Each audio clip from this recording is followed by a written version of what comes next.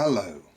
Do you have ADHD, autism, or a spicy mix of the two like me? If so, then here are 3 things you might have noticed if you've recently stopped masking your symptoms. Just to preface this, I am not an expert, but I have been dealing with autism and undiagnosed ADHD my whole life. I am also a retired nurse. I use the term retired because I never intend to practice formally again.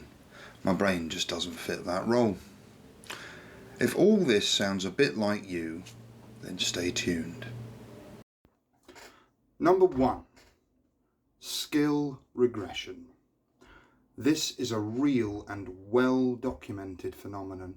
However, the term skill regression is a little too negative for my liking.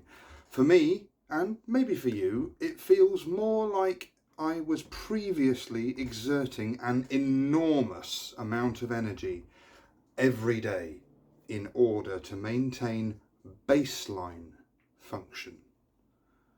Like baseline normal, really. Eventually, that kind of exertion wears a person down, and that is when the masking stops. Every day, AUDHD individuals spend nearly all of their personal bandwidth just trying to tread water. 2. Grey time. Grey time is that space between tasks when you go into screensaver mode. For me, I will just stand like an off Roomba in the kitchen until either a child or my wife jolts me out of my paralysis. In this state, you might experience a total lack of emotions and feeling.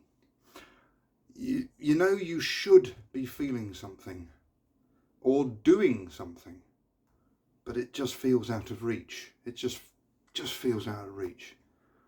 Yeah. So that's grey time. 3. Food paralysis. This one can be a real problem for me personally. You may have noticed I winter rather well. I carry a little extra timber here and there, and this is the result of lifelong food paralysis. I will put off eating as long as I can, really, and until I am starving hungry, and it's usually caused by some kind of hyperfocus, for example YouTube. And I will get so hungry, I'll get hangry and irritable and be completely unable to regulate myself, and then that inevitably leads, or used to inevitably lead, to junk food, ultra processed rubbish, because that's quick and it's easy, and at the time it feels great. Just it's a shame that it's shit for your brain. Healthy eating habits, they are harder to form. It is well documented that they are harder to form for people with neurodivergence. Not impossible, but definitely harder. And yeah, I will get to a state where I have to have someone intercede upon my behalf. My beloved wife very kindly keeps a loaf of saurine hidden in an undisclosed location, because I'd probably eat it all if I knew where it was. And we always have things like Baby Bells or something in the fridge, and she'll often throw things like that at me and make some tea or something if she can see that I have been far too long without actually taking in sustenance, which is it's a weird feeling. Yeah, but anyway, I wanted to talk a little bit more about food paralysis because it is so close to my personal experience, that you get to a point where you open the fridge and it's just nothing looks, or nothing looks good. Anything suggested to you makes you just overwhelmed and upset, and I have sobbed over meals before. I'm a fully grown adult man. I don't care who knows that. It's true.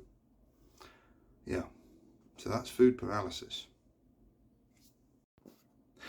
So, that's 3 things that you might have noticed if you, like me, have recently stopped hiding who you are as a person.